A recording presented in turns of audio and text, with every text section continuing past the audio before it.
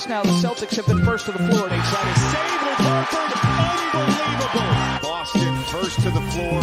So good. Brown fakes, fires up the three. Bang! Tatum dives on the floor. Everybody dives. Jaylen Brown with the flush. Blocked by Porzingis. He's doing it all. Tatum spinning, driving, laying. Got it. Washington drives. Blocked by White. Oh, what a block from Derek White.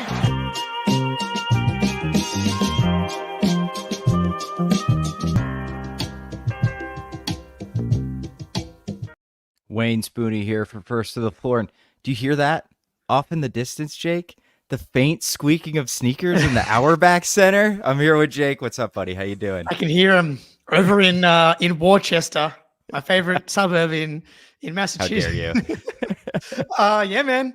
It's getting close. You know, it feels like Christmas or Hanukkah is right around the corner. Yeah. And yeah, man, like the media team is pumping out some incredible content, which we'll get to later on. But yeah, you can feel it. You can feel it. Basketball's in the air. They're going to save us from this Patriots season. Yeah, my Twitter is slowly morphing from a bunch of politics back to basketball, and it's a very beautiful change. I'm very excited about it. Before we go on, like and subscribe.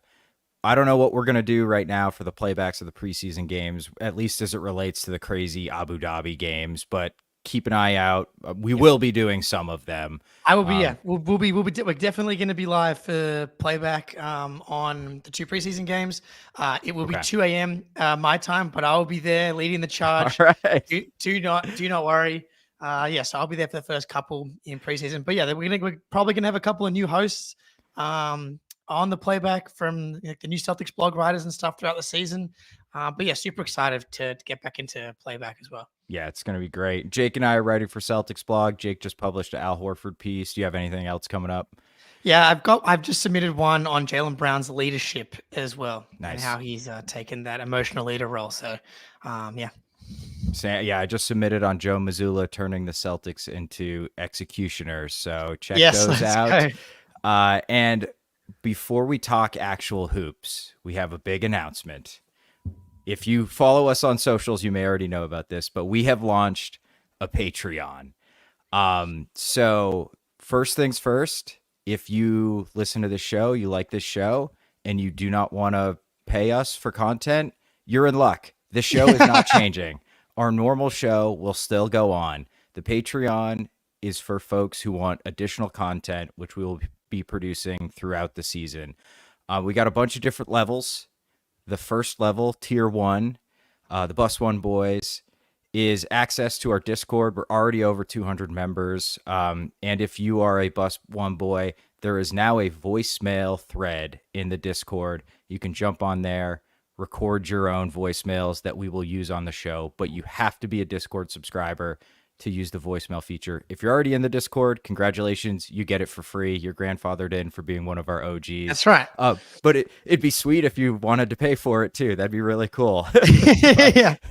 We will accept it if you want to pay for it as well. But yeah, Bus One Boys. But yeah, look, okay, keep going, Spoony. Sorry. Okay, all right, here we go. So tier 2, Love and Trusted. This is going to be exclusive content, additional podcasts that'll probably be less produced and more just us kind of riffing, maybe talking about the broader NBA more, maybe talking about completely off-topic shit or stuff that's happened to us recently that we need to get off our chest.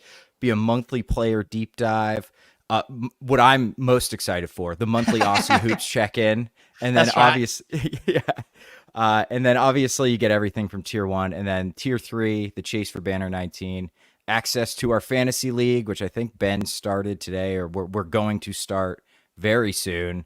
Behind the scenes content, which will include like immediate reactions to big NBA news that we're going to film individually on our cell phones. So like if that cat trade hits and you want to see how much Jake is going to make fun of Karl Anthony Towns immediately, we will have something up on the Patreon for you if you are on the tier 3 and discount merch. And then behind the scenes is going to be more than that. It's going to be like the making of and like sort of the vlog, like what we did for Vegas. So anyway, that's a lot of information.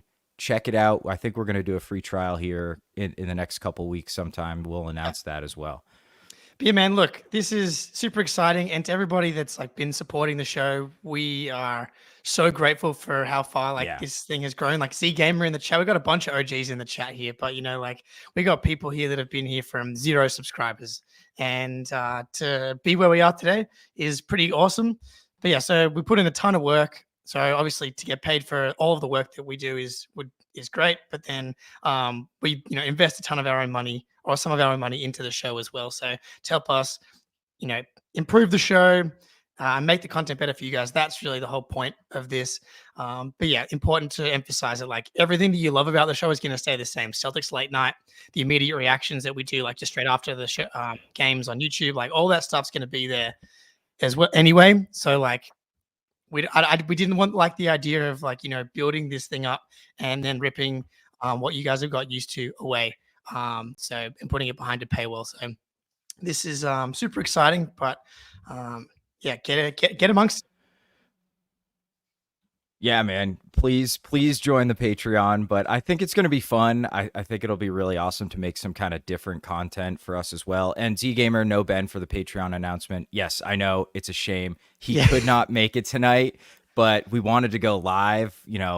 At some point, they're playing a game like next week, right? So we just wanted to get this live. It's really bad timing. He was planned to be on the show, and he had something come up, so he couldn't make it. So it does feel wrong to do it without Ben, but he's there. He's here in spirit, gentlemen, I promise. Yes. And ladies, sorry. Yeah, Ben has done so much of like talk about how much work we put in. Like he is the wizard. Doubles us combined. The Wizard of Oz. Wizard of Oz doesn't even have helpers because they didn't even really need him. Like I was going to say we're like the Lion and the Tin Man, but they were kind of enemies. So we'll work on that one for next time. Yeah. Are we the Munchkins then? I don't know. I'm definitely a Munchkin. Yeah.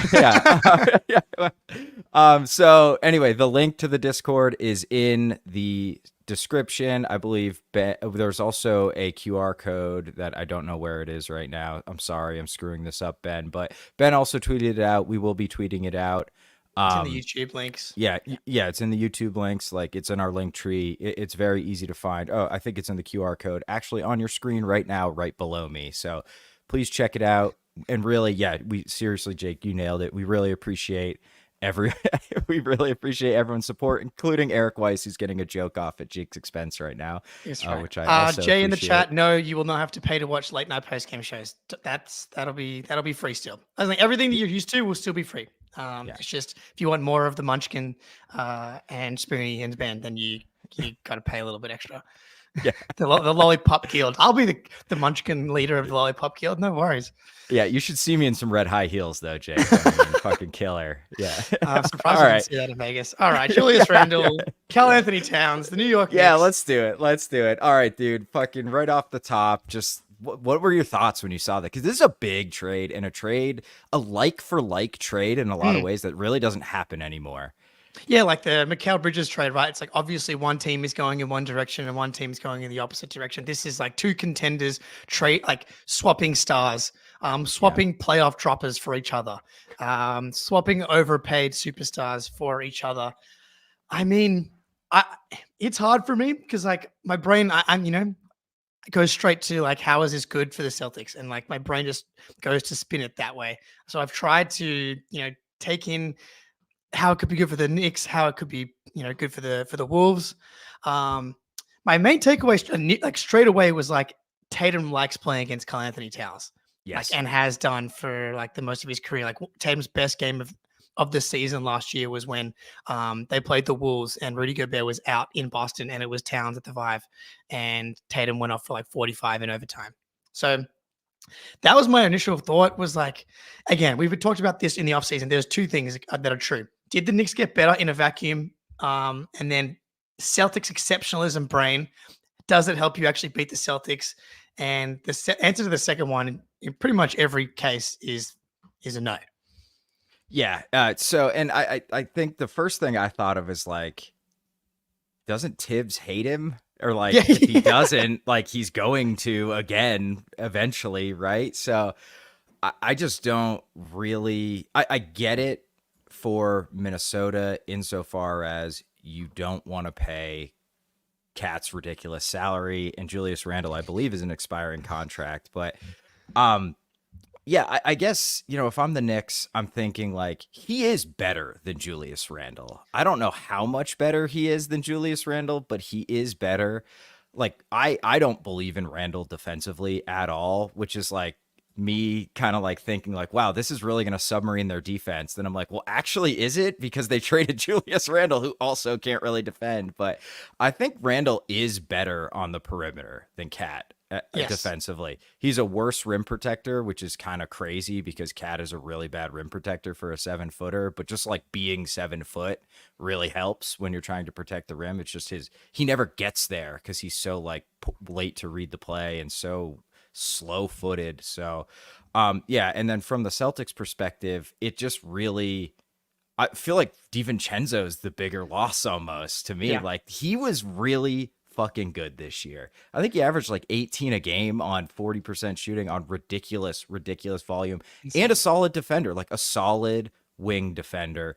Those guys are really hard to find. So like that's some serious positive value for Minnesota too. So I think we have to be a little bit fair though, because we have been harping on the fact that we could not take the Knicks seriously because we did not believe in their center rotation. Then obviously Mitch Robinson goes down until January. They're relying on Jericho Sims and Precious Achiuwa, which is kind of a joke if you're trying to win a title. And then they go get Karl Anthony Towns, which is like an obvious, I think fit-wise, like on paper, the clean fit of Cat at the 5, as opposed to like Randle OG at the 4-5. Is one of them coming off the bench? Is one of them not playing in closing at crunch time? The emotional fit, like Randle not being happy playing center, not having the ball in his hands a ton.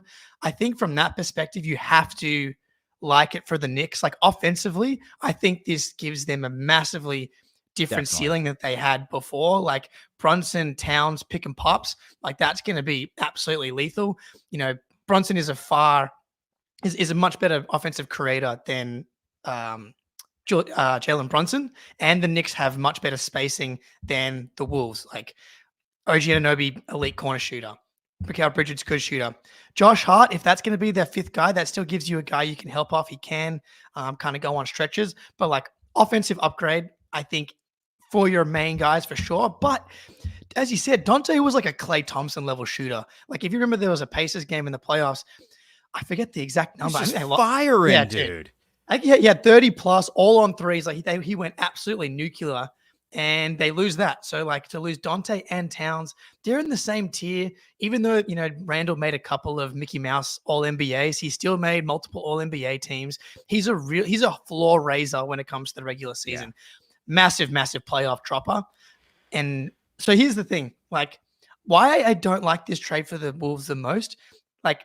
We're both down on Randle, and we might even be like Randle less than we like Towns. We're both kind of out on Towns as a playoff player, but they're now just very reliant on Towns. At least before with Randle, it was like he was part of like the machine to me. He was like Brunson at the head of the snake, and then obviously he was going to be like probably their second ball handler.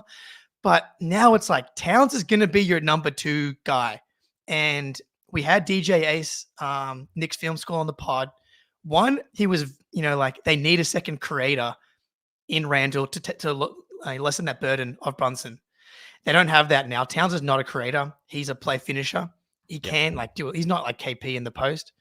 So like you're missing that. And then, man, and Towns with the ball in his hands. DJ posted a bunch of clips of like Towns just losing the ball with on drives in the playoffs. He has the exact same doo-doo mode brain that Randle has. Yeah, and I think, and DJ hit this point really well when he was defending Julius Randle from our attacks. Yes. Is like Randle forces you to put 2 on the ball when he has it lots of the time.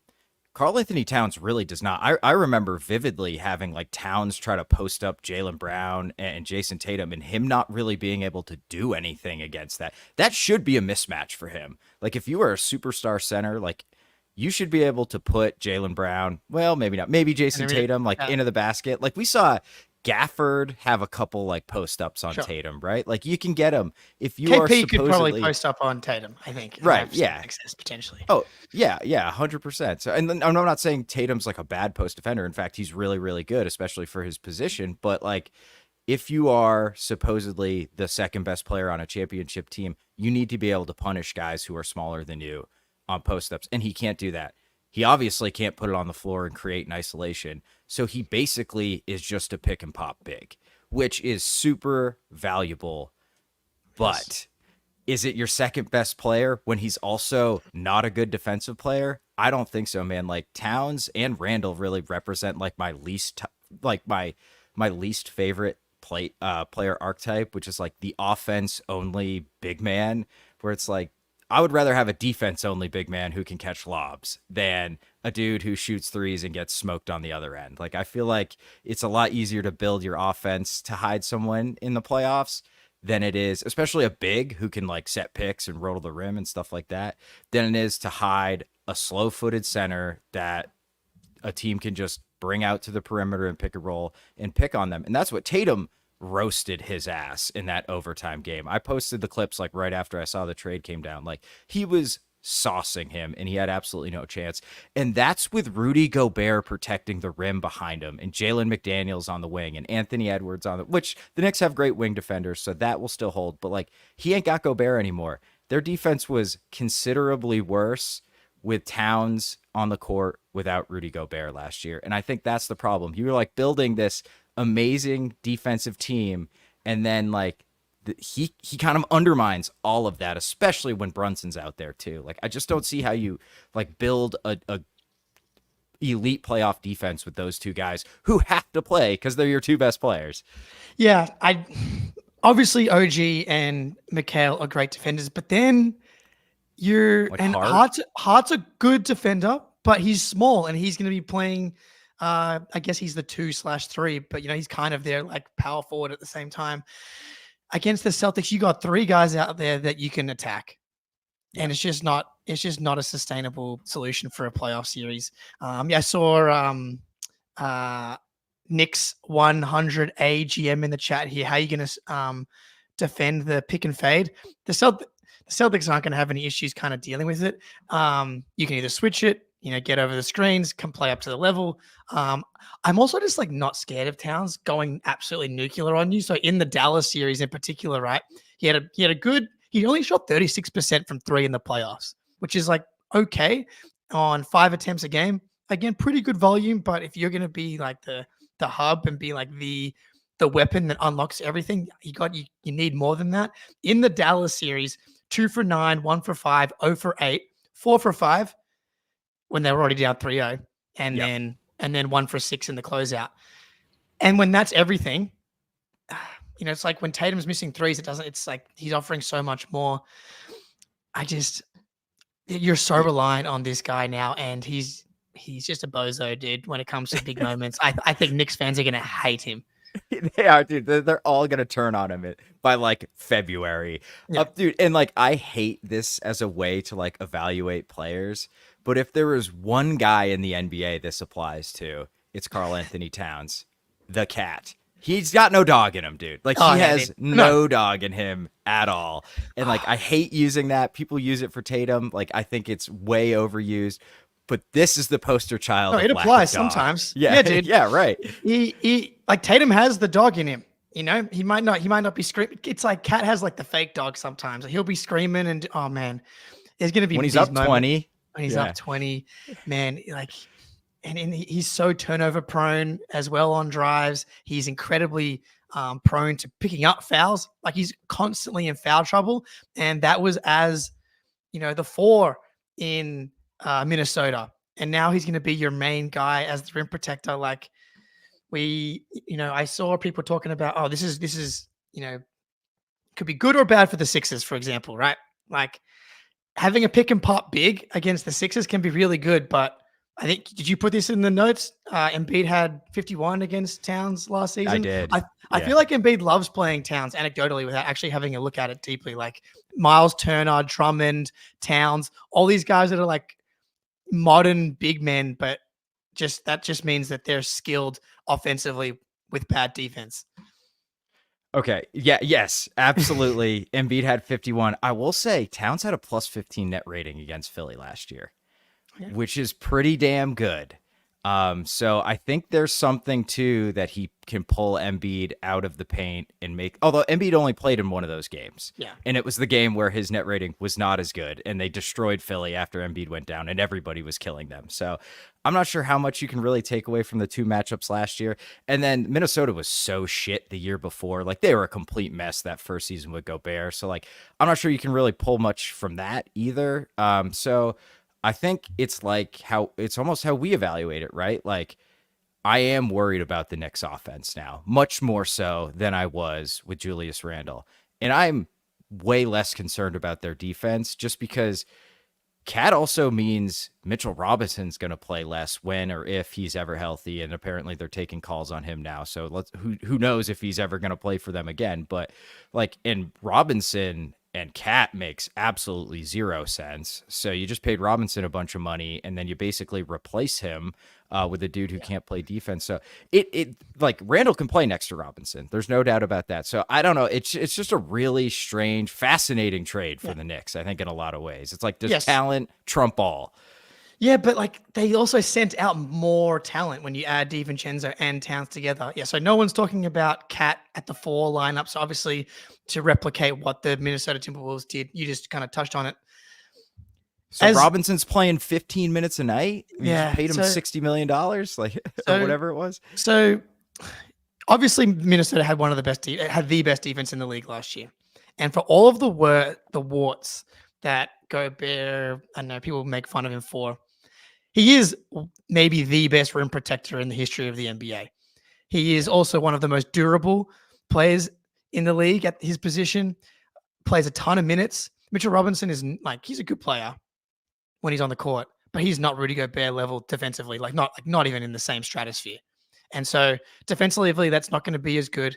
And offensively, Mitchell Robinson's similar to Gobert in that you can put Tatum on, do what they did against Dallas, right? You're putting 100%. one of the wings on Robinson, and then you're just switching it, and now you have another good defender on Brunson. So like I don't like that look for them, which is why I didn't believe in the ceiling of Minnesota either, because I just don't like the idea of having a guy out there that you can completely submarine your offense. Knicks 100 GM, you will be fine, but you will be losing to the Celtics. Yeah. Like, I want to be very clear. Like, the Knicks are the second or third best team in the East. Like, this definitely doesn't change that, and I think it maybe makes them a better regular season team.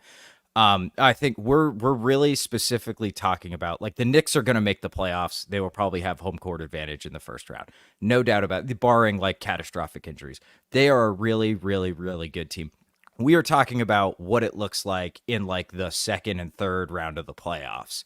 And that's where the problems with Karl Anthony Towns and all these offense first, no defense centers. It's like, yeah, it looks great in Sacramento when Sabonis is throwing up triple doubles and you're 48, got 48 wins.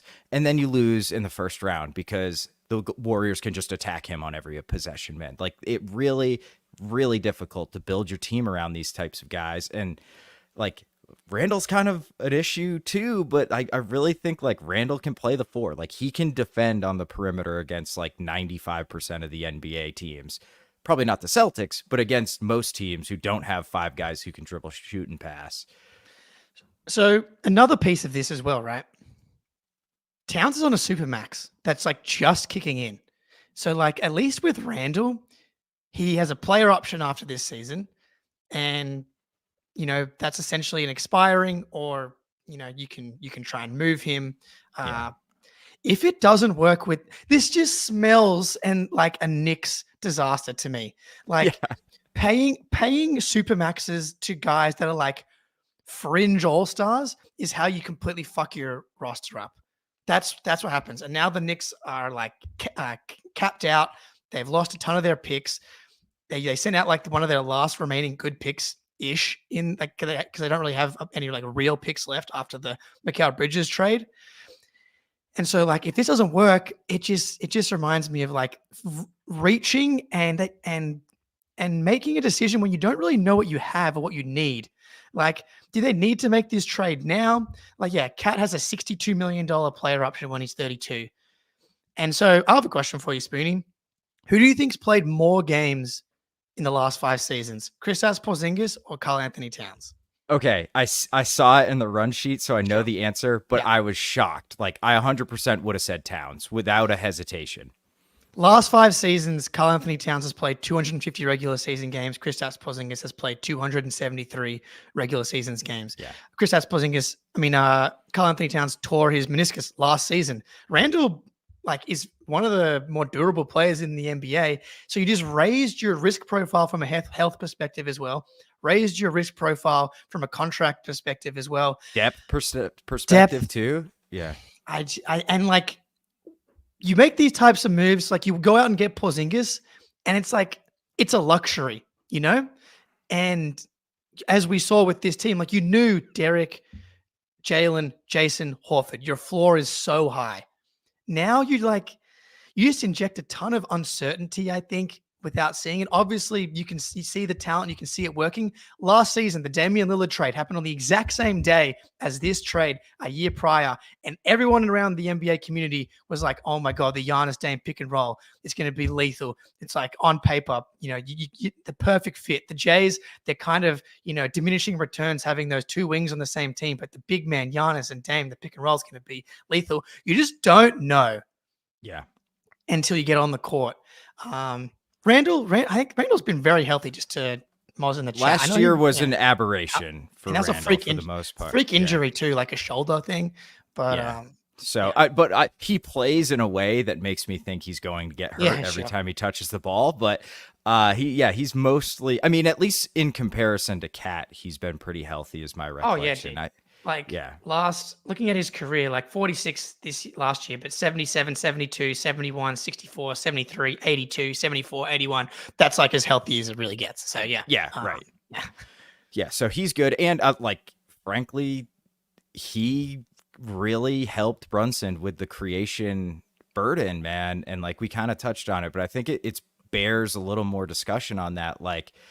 Cat just absolutely cannot do that. And the foundation of their offense is going to be the Brunson Cat pick and pop, pick and roll. But I think you can just put Tatum on Cat if he's out there as the only big 100%. And just switch it every time. And then it's then it goes nowhere. And then you're back to Jalen Brunson having to do everything, every single possession again. Yep. So did Donte as well. That was exactly what DJ Ace talked about, man. And we saw it in the playoffs. You need guys that can create. If you're going to be that reliant on Brunson to be 6'2", very generous, 35% usage guard for the entire season, when you're now lacking in depth with Tibbs, which we talked about with DJ as well, already being concerned, and now you lose Donte as well. It's just a huge, huge ask, I think, for that guy to carry this team from start to finish. If the goal is to win a title, and that's what we're talking about. Yeah, and if the goal is to have some Eastern Conference Finals games in the Garden and make a bunch of money, they're definitely going to do that, or they will come very close to making the Eastern Conference Finals anyway, like they did last year. So I think probably the biggest takeaway from a Knicks perspective, and then maybe we get into the ad read and talk a little bit about the Wolves before media day, is that fundamentally, I think you can make an argument it makes them slightly better. I think you can make an argument it makes them slightly worse. But I think from a championship odds perspective, I think it's basically unmoved. I think ceiling is higher, floor is lower. Okay, is how I look at it now. Because I was pretty confident the defense was going to be pretty excellent for the. I know the Mitchell Robinson thing complicated things for them, but you assumed that he'll be kind of back for the playoffs at least. But just Towns as your rim protector, and then I can see it now, man. The Knick crowd and Towns. He's going to do 2 bozo turnovers in a row, then get into foul trouble against the Sixers while Embiid's going nuts for 40 plus. And against him every possession, posting him up, put him in his basket. He's going to turn down that open three, and the boos are just going to rain down, man. It's going to be. I'm going to cherish it. And he does the worst faces when he's like, "Oh, it wasn't a foul," and he's complaining to the coaches and the bench, and the entire bench is not just ignoring him because they all know it was an obvious foul. tough. Tibbs might kill him. I'm serious. He might kill him. But anyway, all right, a word from Game Time. Alrighty, West Virginia University football just lost an absolute heartbreaker to our biggest rival, University of Pittsburgh, on this last Saturday. That just means WVU's primed to make a comeback this season. I'll be using Game Time to go to the next WVU game and watch them make their way to the Big 12 title, hopefully. Game Time has this new feature called Game Time Picks that makes getting tickets to see your favorite teams play live even easier. Game Time Picks filters out the fluff to show you only incredible deals on great seats so you don't have to waste time searching through thousands of tickets. Game Time's not just great for sports. I was looking at tickets for one of my favorite bands, Lake Street Dive, who's playing in Pittsburgh in October. Super easy. Jumped on Game Time, typed in the band name, found the show. They had a super deal on floor tickets that actually made them cheaper than general admission. One of my favorite features too is the all-in pricing that you can toggle on, which shows you the full price of the ticket before you go to checkout. No surprise fees at checkout. And definitely check out those Game Time picks. They curate the events to make it easier for you to save more on sports, concerts, comedy, theater, and more. Take the guesswork out of buying tickets with Game Time. Download the Game Time app, create an account, and use code CLNS for $20 off your first purchase. Terms apply. Again, create an account, redeem code CLNS for $20 off. Download Game Time today. What time is it? Game Time. Woo! All right. Woo. So real quick, I think, we should probably do a couple minutes on the Wolves, even though the Knicks are far more important from a Celtics perspective. They're cutting money. They don't have to pay Karl Anthony Towns a ton of money. Question, do you think Randle's in their future plans, or do you think this is just cost saving, or they're going to try to move him somewhere else? I don't think so. I would guess that and they're probably hoping it works great. He has a great season, shoots well, and maybe he can be a long-term piece there. But I think what they want to try and do is build a sustainable winner around Anthony Edwards, right? Because with this dumb CBA that Grant Williams negotiated, is that this is why they broke up the team. And we saw this coming. It's similar to the Celtics thing the next season after this, is that unless ownership's willing to pay the biggest luxury tax bill in the history of the sport, then they're going to have to break up the team. And that's kind of what this was, which is kind of a bummer for Wolves fans. Totally. Towns was easily a top 5 Timberwolf ever, which is kind of sad to say, but pretty easily. It's Ticket and then Anthony Edwards Sam is probably Cassell. 2 already. Yeah, it's rough out there. And this was the most successful Timberwolves team since the Kevin Garnett era as well. And as soon as they get to the Western Conference Finals, they trade away their second best or third best player. So that kind of sucks for them. But yeah, Danger Cart has been all over this. Even before this happened, last year, he was this CBA is going to punish the teams who build the correct way. And that's a really, really fucking stupid thing for a league to do, especially a league that's been built on 3 or 4 teams with an actual chance. And that's the teams everybody cares about. I don't know if it's necessarily a bad thing for the long-term health of the NBA to spread the talent out, but when it is affecting your team, it sucks, man. It's stupid. The Celtics are getting punished because they drafted 2 superstars and made really smart trades. Oh yeah, fuck us, what? And Timberwolves is the same, right? They finally figure out a way to cover Karl Anthony Towns' warts on defense and get the best out of him as kind of this super high volume shooting 4 combo 5-man. And you make the Western Conference Finals for the second time, I think, in your franchise's history, and it's gone. Now you have Julius Randle. Congratulations. So it's really dumb, but I'm not totally sure they're getting much worse. I don't like the fit as much. The fit, you can see the vision in New York. I don't really see the vision for Randle in Minnesota. They need shooting really bad, but the fit for Donte is he is exactly what they need on the wing next to McDaniels. Yeah, perfect. They're going to love him. If that shooting season he had last year was real, and his shooting was already trending upwards, when you see a guy shoot with that kind of volume, that's a really good indicator that he's just an elite shooter, and he's always been pretty capable. That's a perfect fit next to those guys. So you replace Towns' shooting, if you're talking about just shooting, with Donte, and they're very comparable from that perspective. And Conley's getting older. Unless he is on the Al Horford program, not as common when it comes to guards, especially to age that well. They're going to need more creation. And that was what they ran into against the Mavericks when they finally ran into like a legitimate playoff defense. Was Anthony Edwards was really the only guy that could consistently create off the dribble, because Conley was battling injury pretty much through the whole playoffs, kind of in and out of the lineup. I think it was a calf.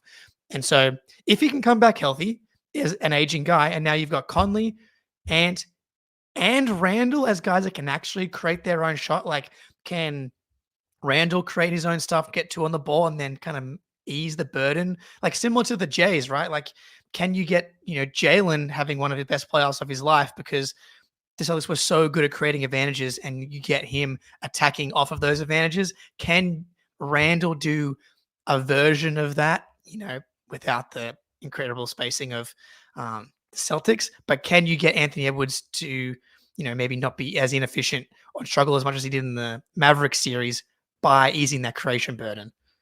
Yeah. I think my concern, and Maz Neff in the chat here, Randle is a your turn, my turn guy, which is kind of my concern because Ant's sort of like that too. I think Ant will sort of blossom into what we kind of saw Tatum started to do the last couple of years, where he is like more running the offense instead of like trying to get his, and when it doesn't work, passing. But Ant is kind of like that, and Randle is kind of like that too.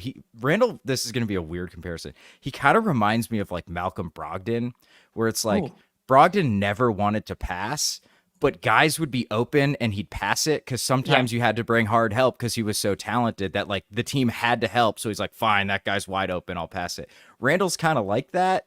Like he does rack up assists, a ton of assists for like a 4-5 man for sure. So, I can definitely see a world where like a Randle on the short roll out of an Ant Edwards pick and roll when you got to trap him because he's got it going, like that could be really dangerous. Like Randle is really destructive if he gets the ball out of a trap off the short roll. Like he will pick out shooters, or he will do that, like those bulldog drives where he gets to the rim, gets fouled, finishes. So there's something there. I think what scares me is like every other year he shoots well. And he shot poorly last year, so maybe he'll shoot good again. But I think it's just kind of he's a really inconsistent shooter, and that could really submarine their offense in a few ways. But then maybe you go Donte in those lineups sometimes instead of McDaniels, so you get more shooting out there. I don't know. It's in like there's a way this works out really well for Minnesota, I guess is what I'm trying to say. I thought Randle was a better shooter in my head, and then I went and looked at the numbers, and I was like, oh, it's 34 last year, I think. 33 career, 31 last year. 31 last year. 34 the year before that, 30 the year before, 41 before that, 27 before that. And the 41 was the bubble season without fans. So take that, take that information as you will. Which checks out because he shits himself in the playoffs. So it's like the 1 year where there's no fans, his playoff numbers are so bad. Like it's a fucking disaster. Is he even shooting over 30% from three in the playoffs? Like no, 28% career, 34% field goal, negative assist to turnover ratio. Like it's pretty brutal. So man, it's probably not going to work if we're being honest. Like if their goal is to win a title, then this is like not happening this year. But if they're able to, if they saw this, right, you got Donte on an incredible contract. I think he's like making like 12 million. Can Randle have a good half a season and then they flip him at the deadline for pieces that make more sense around Edwards? Like does, a Pistons team or whoever, it can be anyone. I haven't had time to really think about trades for those guys, but like, can they flip Randle into like that more sustainable winner going forward? That would be the move to me, because I think, man, the Towns contract, I'm surprised they were able to get like a star plus an elite role player back. So and a pick.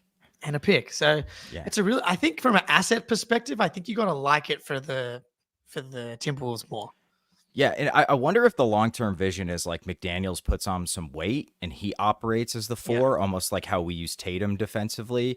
and then they try to find, these guys grow on trees. A 3-and-D wing with size, like you can just find those guys anywhere. Yeah. So I wonder if maybe that's the long-term vision there. It's like, let's free up some money for a guy who makes more sense at the 4 next to Rudy Gobert, or McDaniels takes that spot and then we replace his spot in the rotation with somebody else. So I don't know. Yeah, it is a fake pick. So, but that's all right. It's still, it looks good on paper. It does look good on paper. I know. I think Ben put this in the run sheet. Is like Nas Reed just not a better 4 than Randle? Maybe. Like just the shooting alone might give him the edge there. Like, is there a jumbo lineup they can go to? Like Ant, McDaniels, Randle, Nas, Gobert. Like just go absolutely nuclear size.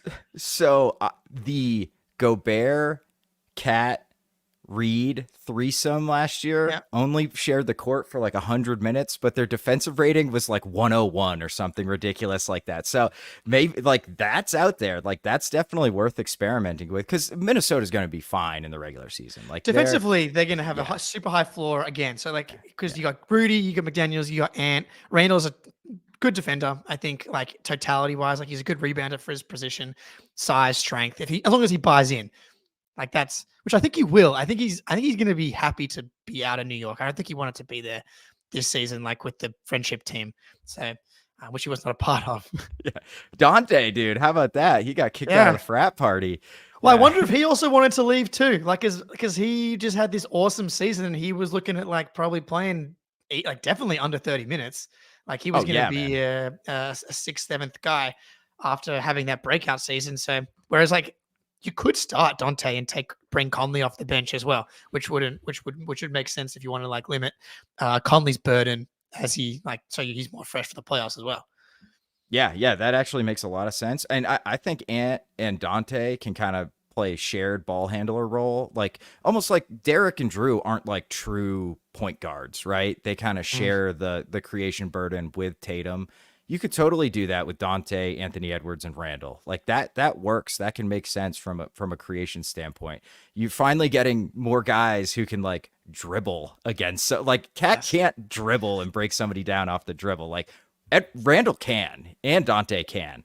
Yeah, I can see Eric Weiss in the chat. He's clearly a huge Donte fan. He's just like, I am too. 100%. Yeah. So then I think they need ball handling. Ball handling so important in the playoffs, man. Like the number one thing teams are going to do is take away your number one guy. It's as simple as that. It's going to make life as difficult as possible for Anthony Edwards, which is what happened. And they didn't have a guy that could ease that burden. Now you bring in 2 guys that can help that. Yeah, right. Absolutely. So I kind of see the vision. I'm just not sure. Yeah, like, and you're right about it's all on Randle buying in. Like, does he see this as like his long-term spot? And he's like, I want to play the way that makes sense for us to be the best version we can be. Somehow he wants a contract.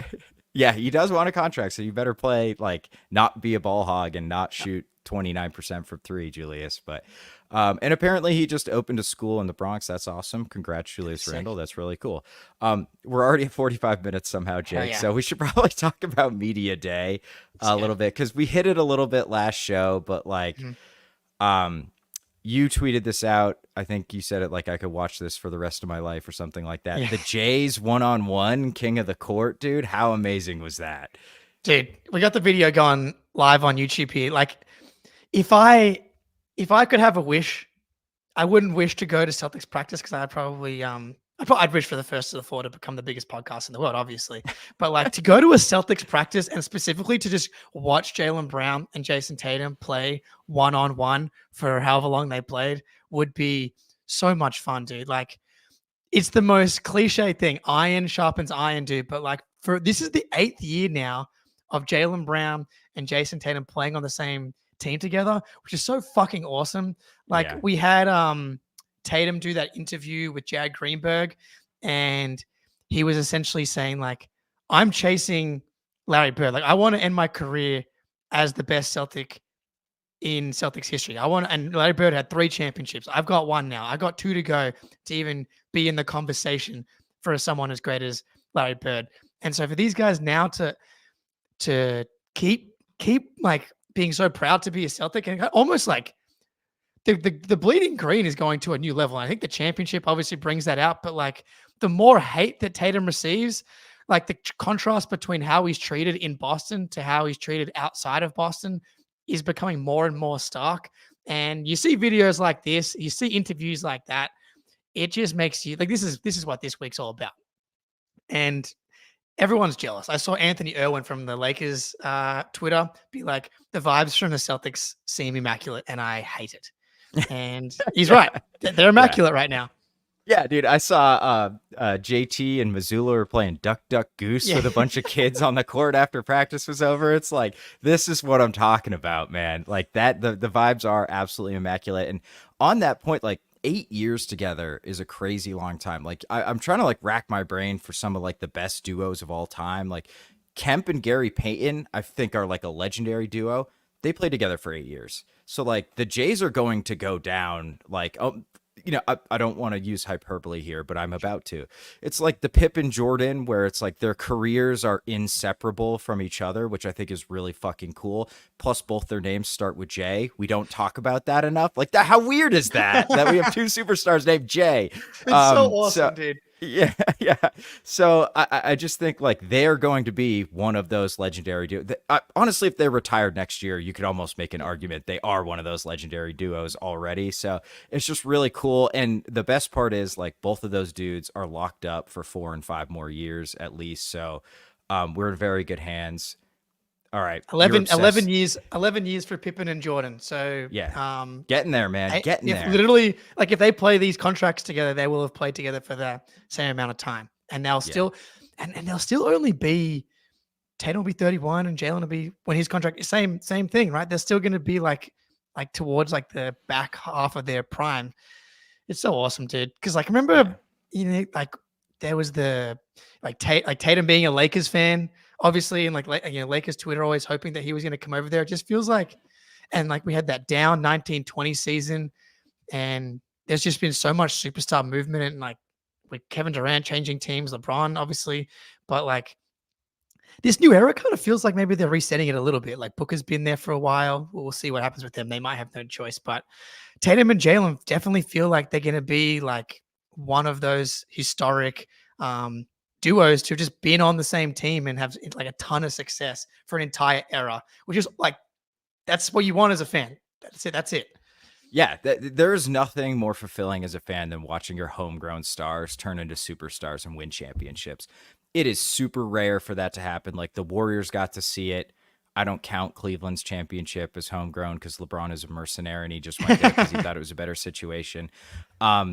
But like Miami bought their championships and like whatever, we bought the 08 championship essentially. And like, that was amazing. I'm not really hating on that, but it's just a little bit more fulfilling when it is like your guys that you've watched since their rookie year, and the Jays are our dudes. So it's awesome. I'm really, really fucking excited for this year. And like they won it already. So it's like, even if you don't win the championship, it's like, they got one at least, you know? So that's far more success than many, many franchises in the NBA have ever had in their entire histories. So anyway, Tatum's jump shot, Jake. Thoughts? The shot doctor, Jake Eisenberg. That's right. What do we got? Harmless shooter. That's what they call me. Yeah. So It does look different to the stuff that I looked at a little bit, but like we're talking minor tweaks here, and all the tweaks, like it looks a little bit faster. The ball he's like not taking it down as much, because I almost don't know what I'm looking for when I'm going back and comparing the shots, to be honest. Like, as I said in my article, like I don't really know what I'm looking at. A lot of the time, like where I should be looking. But when you really slow it down from that practice video to some of the shots from last year, he was kind of pulling the ball from the left at times and bringing it up. So you could tell that it looked good here. But did his shot look good in practice last season? Like, it's all well and good for his shot to look good in like a catch and shoot drill, right? Like, let's see how it looks, and if it goes in, like that's all that really matters to me, obviously. But hey, man. Let's believe that it's fixed, and he's about to have a 42% 3-point shooting year. Dude, if he shot 42% on his volume, like he would win the MVP. Yeah. He'd average like 34, 8, and 7, or probably 5 or 6. But I'm getting a little ahead of myself. Let's go. Yeah. A game. But yeah. He averaged like 40, 15, and 19. I don't know, something like that. I find it really hard. Like Marcus Smart is one dude. Like if I watch a shot from his rookie year to now, I can tell the difference and it's changed. Tatum's really hard, man. He's always been kind of like mechanical with his release in a lot of ways, which isn't necessarily a bad thing, but it looks maybe a little more fluid to me. And I'm sorry, Maine in the chat said the dip hitch is gone. Maybe that's what it is. He's not dipping the ball first, then coming up. It's not like he's not pulling the lever and then getting the ball up. He's just going straight up with little dips. So maybe that's it. Yeah, to your point. Also, he shot 37% from three in the regular season. So like, how broken was it really? I don't know, but he's making it in practice, which is a lot better than the opposite. So I'm choosing to be, irrationally excited about it. Yeah, man. Why not? Look, until he's, but man, the preseason when that first three goes up, there's just so much pressure. It feels like on his 3-point shot now for like no reason. Well, not no reason, but unnecessary pressure on his 3-point shot. And I think that has more to do with it. Probably it's just like the mental side of things. Just let it fly, dude. Doesn't matter if it goes in or not. Just give us 35%. I'll ask you this. Before the season starts, if I give you 35.6% from three for the season on his same volume, are you taking it? I think I probably am. Easily. No questions asked, dude. That's totally fine with everything else that he's giving you. Yeah.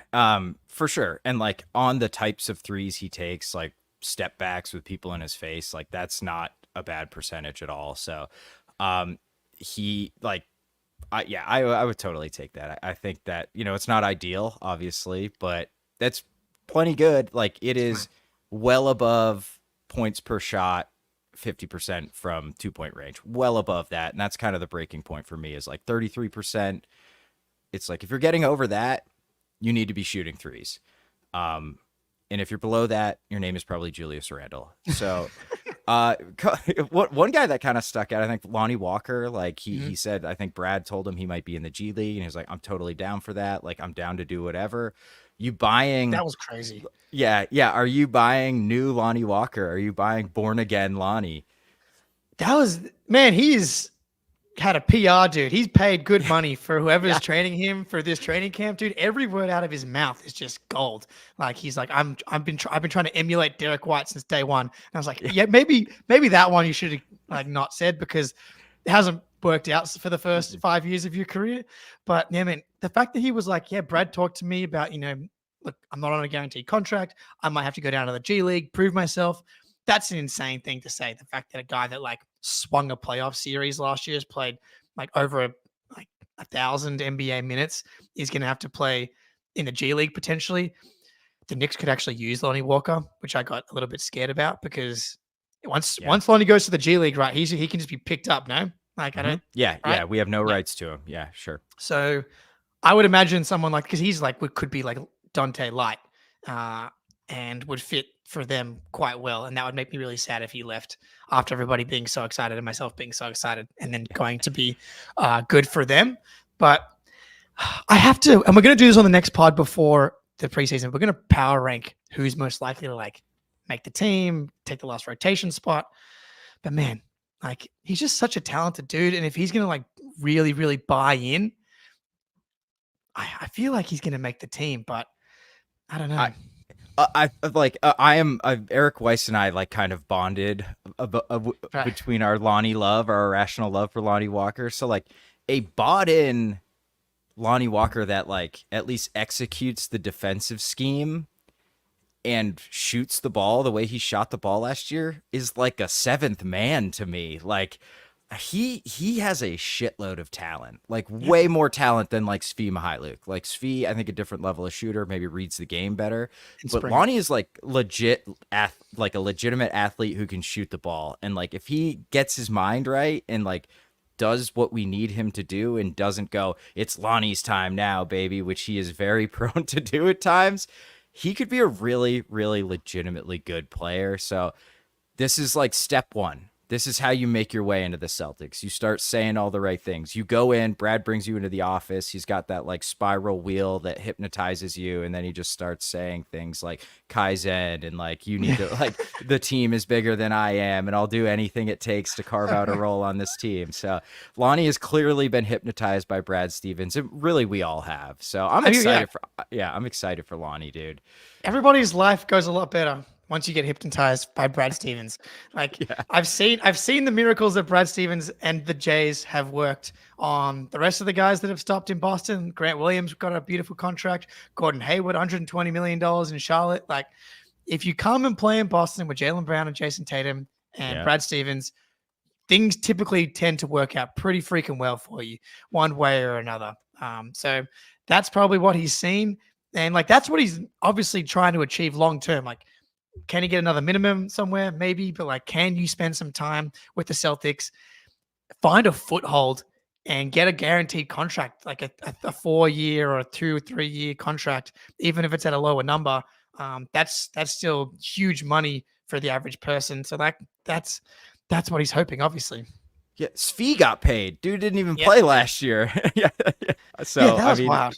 Yeah, that was really wild. But so we'll wrap up. We got a few more minutes, couple more things to hit. But before we get there, we got a message from Factor Meals. So about a year ago, a big cold box was delivered to my front door. It turns out my wife had decided to order Factor. It was one of the best decisions she's made. The first meal I had was like this chili mac and cheese, and I've been hooked ever since. It's absolutely delicious. Factor's fresh, never frozen meals are dietitian approved and ready to eat in just 2 minutes. So no matter how busy you are, you'll always have time to enjoy nutritious, great tasting meals. Make today the day you kickstart a new healthy routine. What are you waiting for? Treat yourself to restaurant quality meals that feature premium ingredients like filet mignon, shrimp, and blackened salmon. Keep kitchen time to a minimum. Factor meals are ready in 2 minutes. No shopping, prepping, cooking, or cleaning up.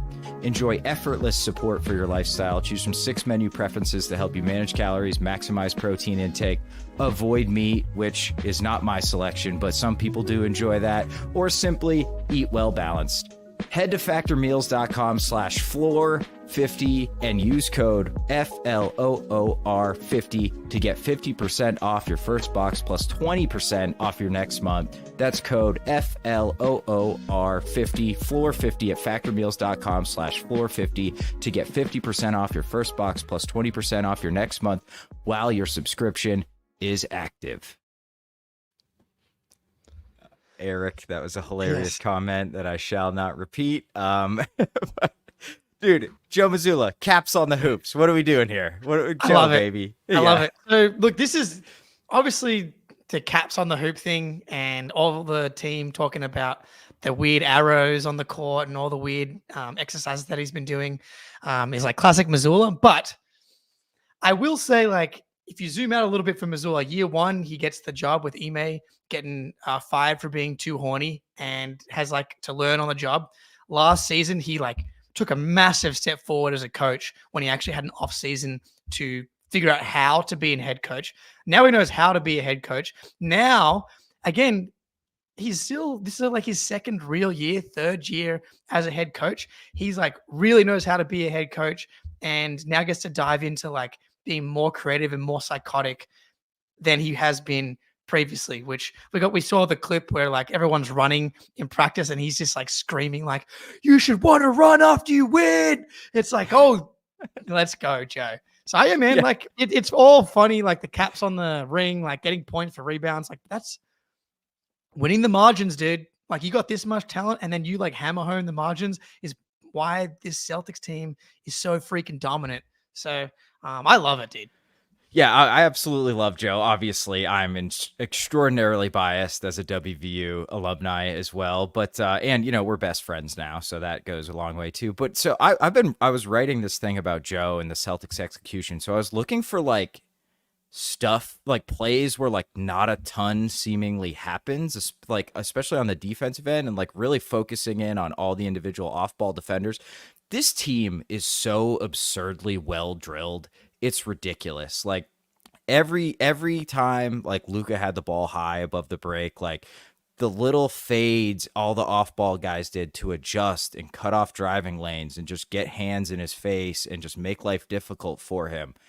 it's like incredible. It's like inch perfect execution. And like that is all Joe. Like Udoka was like, we were just like a force of nature defensively, just like up in your face, switch everything.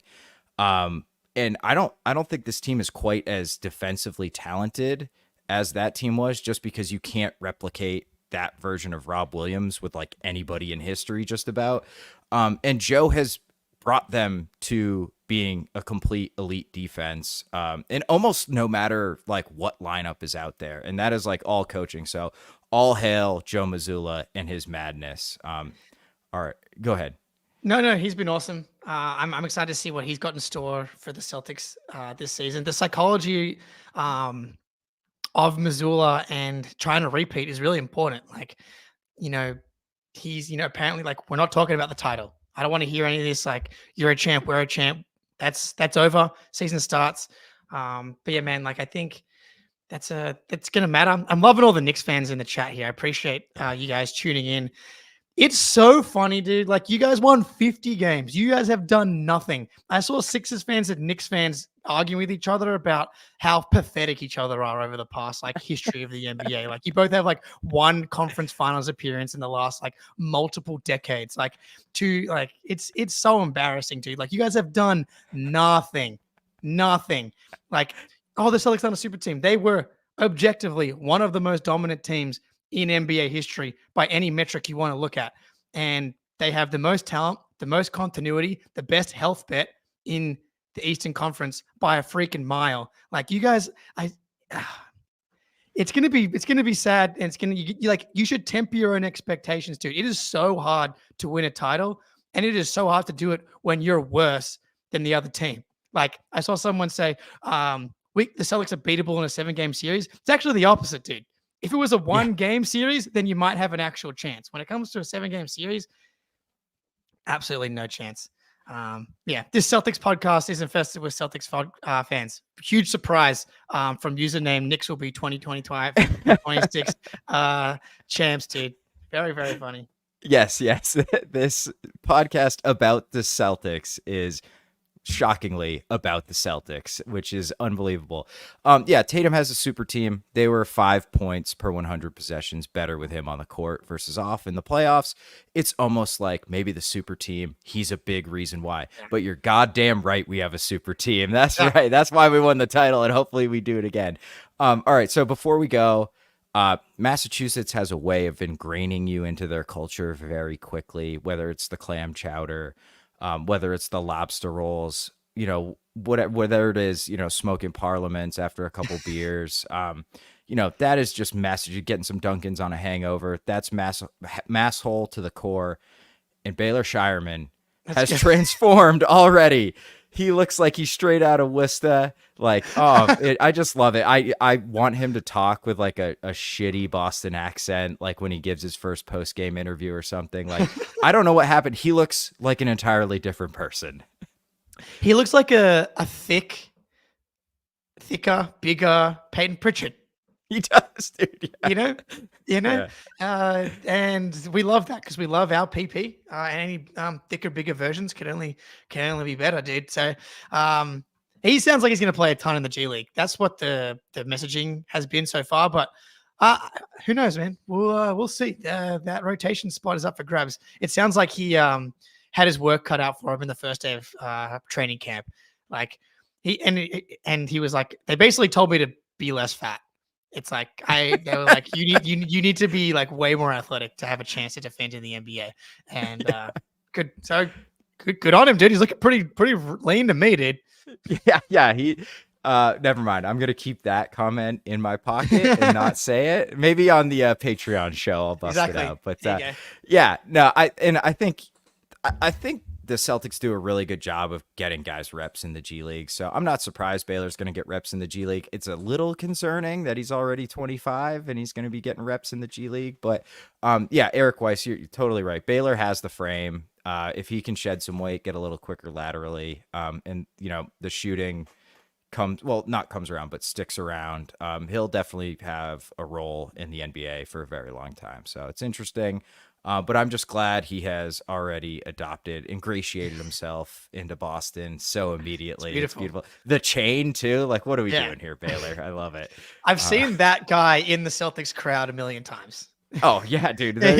That is like 30% of the population in Massachusetts. Awesome. Yeah, it's the best. Yeah.